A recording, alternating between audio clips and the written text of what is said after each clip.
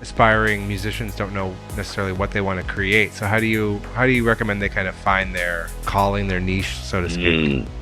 Man, right. Create. Mess around with stuff. Make mistakes. Like, Yeah. make stuff you don't like. I made so many crap beats early on. Stuff I thought was good too, and then I listen back and like, I had no idea what I was doing. That is ultimately the journey that pretty much all artists have to go through. You have to be excited to do it, and then you realize, oh, maybe I'm not so good at this, but like keep going, and it keeps fueling interest to want to make stuff. Tefty, can you tell me a little bit about your musical background? What kind of projects you were doing before you started your YouTube channel? Yeah, for sure. So I basically got into music in high school. I was in choir, and then I wanted to play guitar, and I basically found myself a guitar because my parents were like, "We're not going to buy you a guitar. You're going to like leave that thing and not play it." And then I found a guitar and then started playing like advanced stuff within a couple of months. So like, oh, you're serious about this? Okay. So then I started teaching myself music theory in high school as well, and that's kind of like the seeds of interest for production, because I was like, I should record this. And I mean, this is like 20 something years ago. So I graduated in 2001. So like that was the beginning of my interest in music and music production. And at the time, I was using a free copy of Logic, which was on Windows, because it was owned by eMagic. Yeah, so this is way before Apple. Yeah, Apple purchased Logic and all that stuff. So I was a big Logic fan, and that's kind of like the beginning. Like, there was no information really online aside from a few forum posts, and just trying to discover the best way to make noise and music and write songs and all that.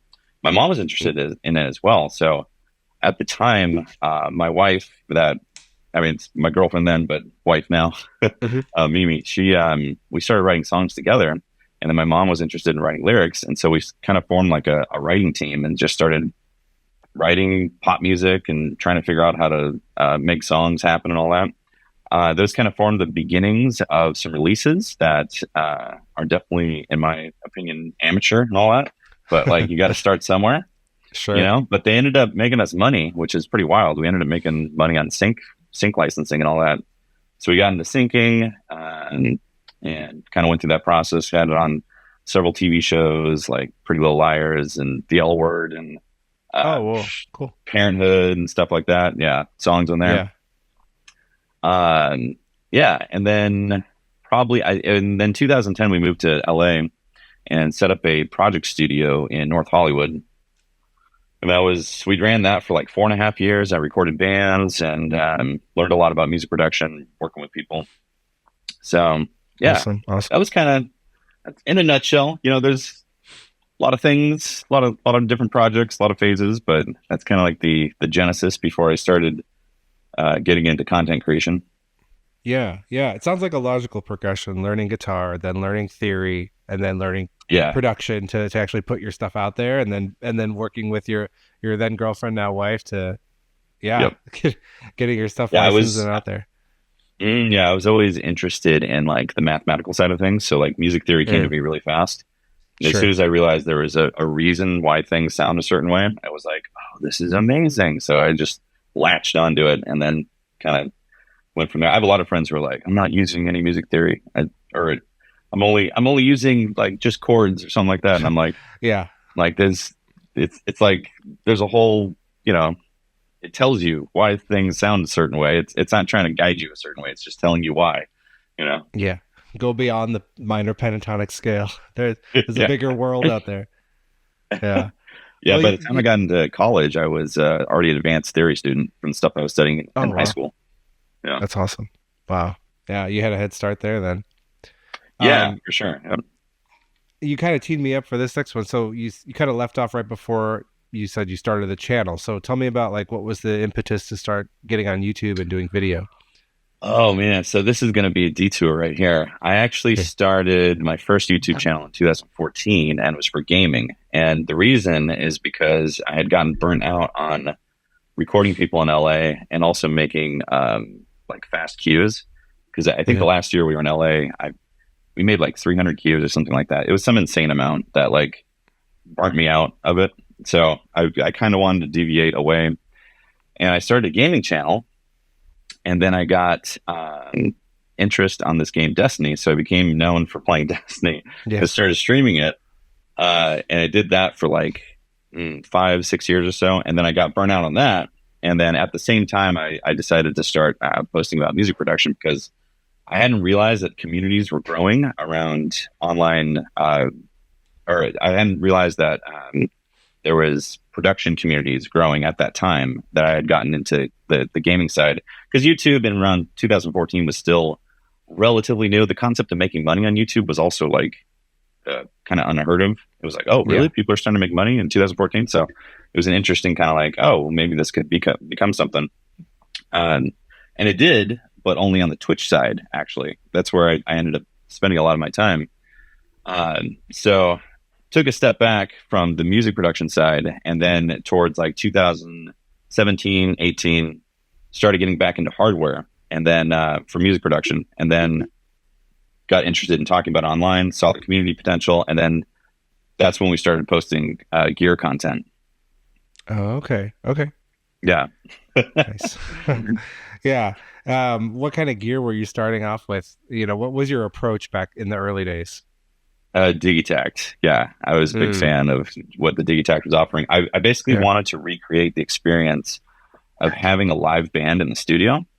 Mm-hmm. Obviously that's not possible by yourself or, two people and just gear, but like, yeah, I had walked away from recording bands fully live, like having all the drum mics and everything, and like capturing it live and then overdubbing vocals afterwards. And that was very, like, when I started doing that type of production in North Hollywood, it was very eye opening as to what kind of cohesion can happen. It was like something clicked in my brain. I was like, oh, this is what some of those records feel like, because there's a definite thing that's happening with this stuff happening at the same time. So I wanted to try to recreate that. And at the time, Digitact was pretty great as an option because it had 8 MIDI tracks plus the drum tracks and all that stuff. So we had done, I think, a couple records basically using the Digitact as the main brain. And yeah, that's kind of what that looked like. I ended up using as many hardware pieces that I could find, which were a lot of Behringer stuff. I had a Peak also set up in that setup. I think I had a Minilog. Yeah. Did you feel comfortable with the Electron kind of workflow? I know that's sort of unique among other manufacturers. It is. Yes, but my brain is also kind of wired a little more programmatically. Like I had done software engineering in the past in my in like the early 2000s. So I kind of, like I said, I like music theory, and I feel like if you like music theory, maybe Electron is kind of like one step away from the music theory side of things, Cool. Yeah, it wasn't too difficult to figure it out for me. I could definitely see it being too much of a hurdle for people, though. Yeah. What kind of what sort of gear would you recommend for somebody just getting into this? Then, if not that. Yeah, just getting in, like for hardware specifically. Yeah, for hardware. Yeah. Yeah. Honestly, the MPC I think is pretty great. I know. It's funny, depending on which perspective you come from. The MPC can either be super convoluted or just really straightforward. And I think for new people, if you learn the MPC, it really is kind of like this extension of being like a DAW in a box that gives you this like hands-on control that still has a lot of conveniences. Because the Digitact, you'll definitely run into walls pretty fast of what you can't do. And that's kind of part of the creativity of it, is like these walls set up limitations that make you think, oh, I need to try to create some sort of idea in a certain direction and get around these walls. So it does that for you in a great way. But I think for a lot of people starting out, that could limit too much creativity. Or it could, for a lot of people starting out, it could cause too many roadblocks that make them want to quit it. So for something new, I feel like the MPC is pretty straightforward in that sense. I'm just curious because the previous spotlight I did was on a guy called Bolo, the producer, and he. Oh yeah, Bolo. Yeah, I think he owns every current MPC I think that they make right now. So, and he's obsessed too. So yeah.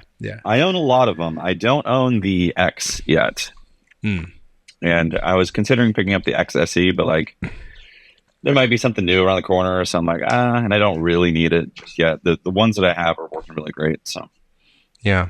I guess a lot of times it gets kind of pigeonholed into being a hip hop thing, but you know, if Yeah. you're able to do all sorts of music with it, so Oh yeah, I think that is yeah, so. And from a community perspective, yeah, a lot of people go NPC. Oh, you're doing hip hop or something or trap music, and it's like we've done so much different music with it, like things that are grungy band stuff, things that are hmm. ambient, beautiful, like no drums, just using Yeah, it to sequence everything. It's a great platform, and yeah, I think it's one of those things where people just kind of have like a perception of what type of music you're going to make with it, and then never think to try something else. And maybe the Digitakt can fall in that box too, hmm. where people think it's going to be highly programmed type of stuff. But one of my favorite things to do with Digitakt is just play stuff into it via keyboard, Yeah, and like that. Yeah, I think it's fun that way. Play the yeah, the sample chops and all that. Yeah. yeah. It has a So lot to offer with those effects and we can do looping and all that on there. So yeah, it makes sense. yeah, exactly. Yeah. Cool. So I want to talk about your second channel too, Tefty and Mm-hmm. Memes, which is your Yeah. collaborations with your wife. Yep. What's so you have a lot of ambient mixes and Mhm. different instrumental mixes there. What's your process like for making those? Oh, complicated. Yeah. Yeah, for the past few years, we've been trying to figure out the best way to record everything visually and Hmm. sonically and have it all sync up. And yeah, it's not easy. I really need to do a setup video in the process because, like, we have time code involved. I have a whole patch bay off to my side that can split out audio, so I can send basically a mix of what I'm hearing out of Ableton directly into a capture unit. So the Zoom F6 actually we have the Zoom F6 and the Zoom F8 Pro.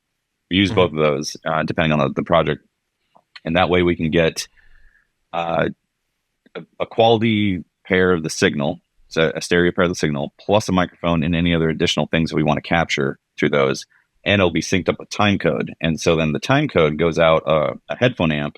I then send a bunch of headphone or aux cables basically into the cameras to kind of have like a hacked time code setup because a lot of times we're using like 5 or 6 different cameras for different angles because like you just don't know when you're in the middle of recording something you don't know what angle's going to work, so it's like Yeah.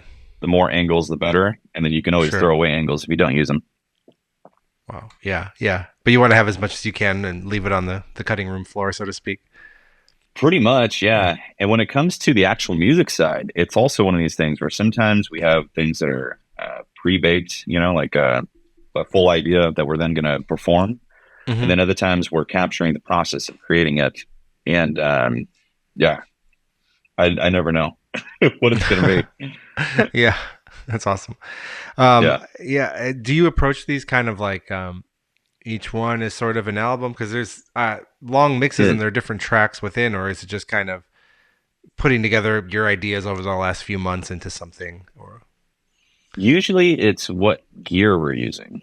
So we'll oh, do a okay. setup and yeah, like say I'll grab an MPC and grab a few different synths and Hmm. then start making some jams that way. And if we hear something that feels like something that we want to finish, Hmm. then that becomes the kickstart to be like, yeah, let's turn this into 5 or 6 different tracks and finish them out. Um, yeah, I like doing it that way because it keeps the perspective different. I feel like even though I'm making similar stuff, it feels like it's different between the projects. Yeah. Yeah. Yeah, Cool. Cool. yeah. It always I goes into saw. Ableton, by the way. Oh, it Yeah, does. Okay. yeah, Yeah. yeah. Yeah. So That's your I'm a DAW of big fan choice of, now. post production. Yeah, my Yeah. DAW of choice now. I've been an Ableton user since 1.0 as well. Oh wow. But yeah, I switched over from Logic when I started my gaming channel actually because I basically left Mac, but I'm back on Mac now, so I could get Logic. But at this point, I've used Ableton for so many years. I'm like, it's just Ableton's fine. Yeah. By the way, any games that you're into lately? So I've been playing Call of Duty, a lot of Call of Hmm. Duty lately. There's Monster Hunter Wilds that's going to be coming out that I'm Hmm. very interested in. Been Yeah. playing Yeah. Destiny as well. So Of course. Of course. Yeah. Monster Hunter popped on my radar because Fender released a limited edition guitar of I believe Rathalos is the monster's name. that is This means a lot to awesome. you. Monster It Hunter looks does, very yeah. cool. I've just never checked it out. I should. It's a great Yeah. game. It's can be a little complicated at first with how you do all the stuff, but yeah, once you get into it, it's really fun. Yeah. Yeah. I bet. I bet. Cool. I wanted to ask you too. I saw a video, and this was probably a few years back, where um, you and Memes were talking about wanting to record kind of a soundtrack to the hikes and the walks that you took around your area. Yeah. Yep. What I'm just curious, like, what other things inspire you to make music? What other, Oh yeah, man. I feel like we're constantly waking up with inspirations. It's kind of crazy. Our biggest issue is figuring out how to finish things and release them because mm, we're never at a loss for inspiration for things. And maybe that's partly because we use a bunch of hardware.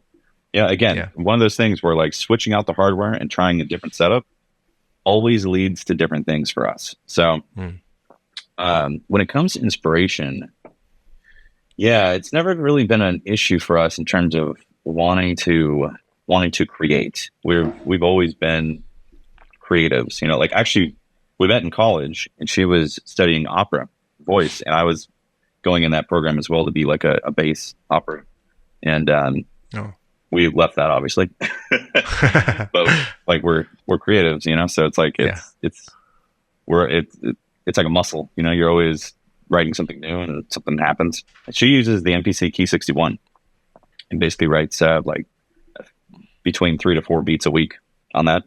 nice, nice. Yeah, That's awesome. yeah. And we'll compare stuff and be like, oh, maybe we should work on that and turn it into a song. So yeah. Cool, very cool. Um, I wanted to ask you too. So you've been doing this for a while. You've been looking at Is it? gear. I don't want to say critically, but Yeah. closely for a while now. And I wanted to ask you what are some of the biggest changes that you've seen, especially in hardware with synths and samplers and et cetera, over the last Hmm. decade or so. What have you Oh noticed? man. Some shifts. Just accessibility. Crazy amount of accessibility and like options. Hmm. When I started out, it was basically there was vintage stuff and a few new pieces, but nothing that was like, I mean, there's like obviously a consumer side of things that has exploded with the internet Hmm. and YouTube and all that. But there's also just an insane amount of manufacturers that want to make really cool stuff. And that's probably the biggest change right there is like manufacturing and the market and like the ability to get it out there, you know, like Kickstarter projects. That's all within the past like 5, 10 years, right? Yeah. Yeah. Yeah. It's amazing to see all these different products that come out, and some of them suck.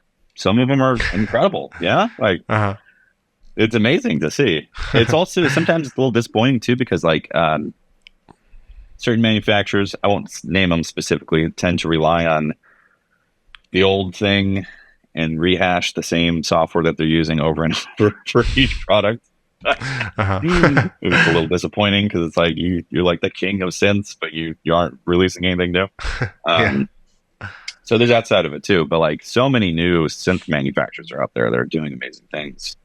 Like the UDO stuff, and Hmm. those look amazing.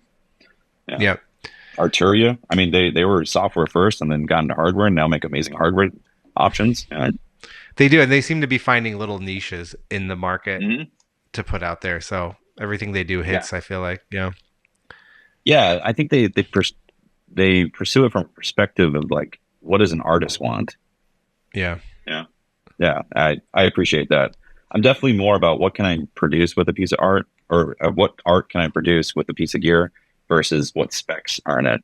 yeah. It does. It does seem there's so much more out there, and it's Yeah. it can be overwhelming, I guess, to a lot of Mm. new people. So what do you recommend? Like, I kind of asked you something about this earlier. Like, what's a good piece of gear to start on, Mhm. hardware wise? Um, you know, I think a lot of new aspiring musicians don't know necessarily what they want to create. So how do you recommend they kind of find their calling, their niche, so to speak? Mm. Man, right. Create, Mm, create, create. Mess around with stuff. Make mistakes. Like yeah, make stuff you don't like. The fastest way to find out what you like is make stuff you don't like. Yeah. very Just true. if you make you make a bunch of fertilizer, something grows out of it that you're like, oh, that's pretty cool, actually. I made so many crap beats early on, stuff I thought was good too. And then I listened back, I'm like, I had no idea what I was doing. And that is ultimately the journey that pretty much all artists have to go through. It's like, you have to be excited to do it. And then you realize, oh, maybe I'm not so good at this, but like keep going. And it keeps fueling interest to want to make stuff. And like, actually, one of the weirdest things is the things that I think are good are usually things that people go, it's okay. And then the things that I'm like, I don't even know this is good, end up becoming people's favorite thing. Huh. So weird. Yeah.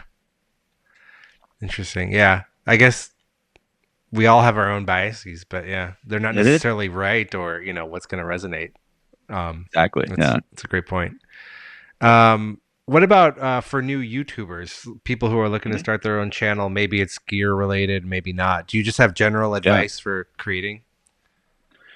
Well, I have a lot of advice and experience in this department because the reason why we have two music channels right now, Tefty Memes and Tefty Music Tech, is because early on I thought it was smart to combine both my musical output and talking about gear specific, you know? And I didn't realize that the market is technically different right there. And this is what you have to learn and be okay with when going into any kind of content creation, is that you have to serve the audience specifically, which is a little soul crushing because sometimes as an artist, you want to just write and make stuff, and like, that's life, right? Making all kinds of things. But in order to put it out there, they do kind of have to have boxes that they go into. So you have to find this balance between that. And when it comes to content creation, if you are going to release music, make your platforms all about your music and the music you're releasing.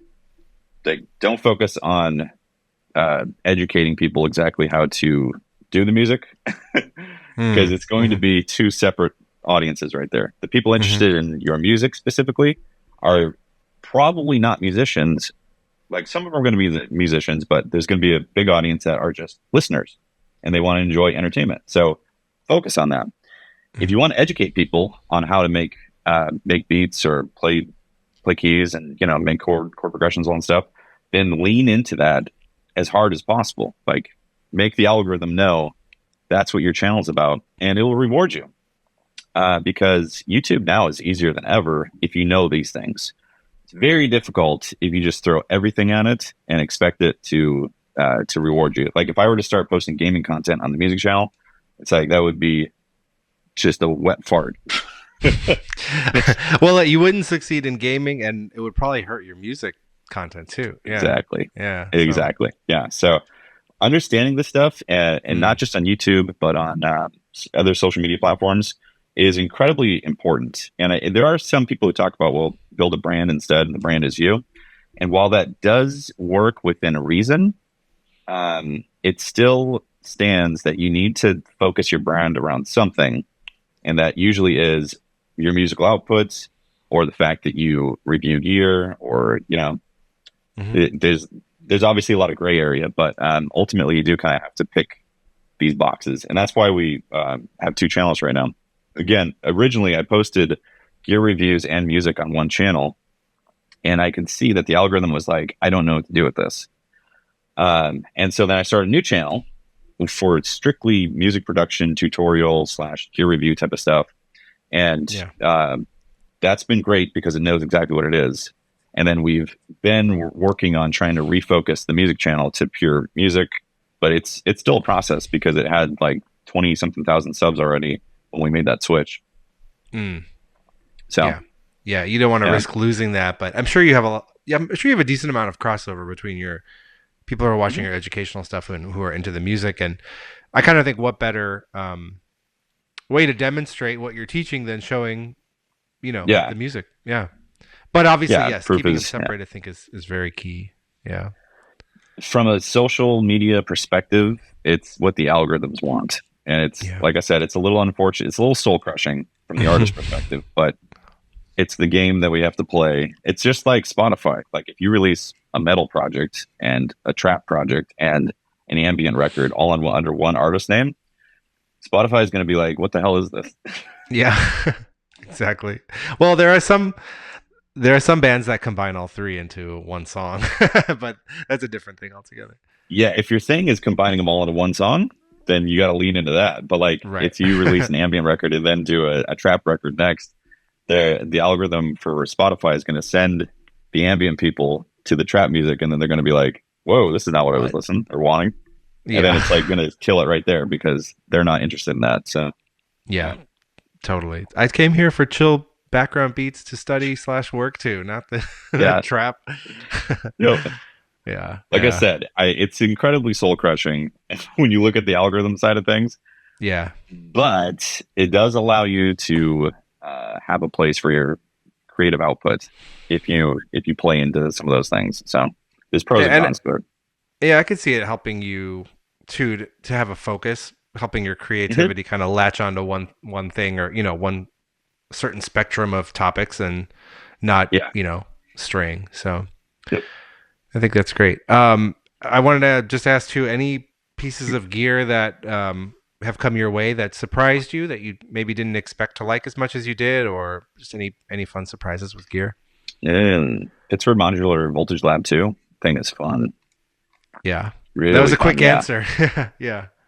That's what I've been playing with. I haven't actually made any content on it specifically for the channel yet, but Mm. like it's a fun piece of gear. I love it. Mm. And I don't know if they're really getting the attention they deserve for it because I think it's awesome. Yeah. It's a little confusing at times. A lot of modular gear is that way, but that thing, yeah, it's like a creative toolbox that also just feels really organic, which Mm. I love. So I'm always Mhm. looking for electronic music that feels like it could have been recorded as a band in the 70s, but is modern right now.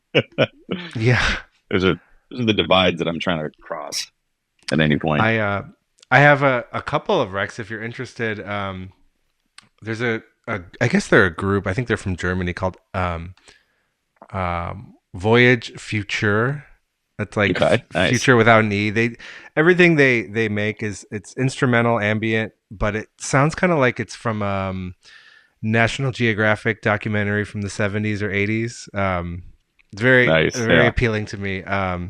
Yeah, there's stuff like that. There needs to be Yeah. a label for that. That genre needs more of a name, I think, because it's hard to find, and you just every now and then the Yeah. algorithm will put one on my radar. But yeah, I feel like YouTube's been pretty good about kind of replacing that. And yeah, yeah. you know what I I'm mean? not getting Like it from Spotify, but YouTube does a yeah, decent job. Yeah, exactly. Yeah. And in terms of the ambient stuff, I feel like YouTube is kind of like the place to discover. And yeah. yeah, like Martin Stewitzer. I butcher his last name, but he does a lot of ambient sets. Okay. And I think he started when the COVID thing happened. So it started with like at home type of performances, and those are Oh great. I yeah. love watching him. Yeah, he makes them all live. Also, State Cool. Azure, great. Been following Mhm. him for a long time. No, Cool. I'll check those great. out. Yeah. Yeah, Always looking for new stuff great, like that. great, nice. Yeah, Yeah. Is there great, anything else you great. want to mention? Any upcoming projects or videos that you'd like to Yeah. promote? Man, just looking forward to 2025. We have a lot of stuff in the works, but some of it we can't talk about Sure. Yeah. just for certain embargo things. But You yeah, can't name a show where we can hear your great, music coming great, on? great. A Oh new yeah, no. Netflix show or something? Unfortunately, no. Yeah, our licensing side hasn't really ramped up beyond where it was in the past. We'd like to get more into that, but yeah, as Yeah. it is right now, we've kind of just been focusing on like making art for ourselves at the moment, which has been great, And then if it finds a home later, that's even better. But in terms of stuff, yeah, just looking forward to making more content for 2025. It's been an interesting 2024, and we have a lot of plans for 2025. So, Great. yeah, Yeah. We'll look forward to it, and we love working with you. So thanks for taking the thank time you to so talk much. to Yeah, I me. love working with you guys. Yeah, Yeah. and ZZounds is my first go to for when I'm buying stuff. So it's been Awesome. that way for years actually. So Really? Oh, good. Good to know. yeah, Good to oh know. yeah, yeah. I used ZZounds long before getting in the partner program. So Sweet. Sweet. Well, we're happy to have you. Yeah. All right, Tefty. It was great talking to you. Appreciate you.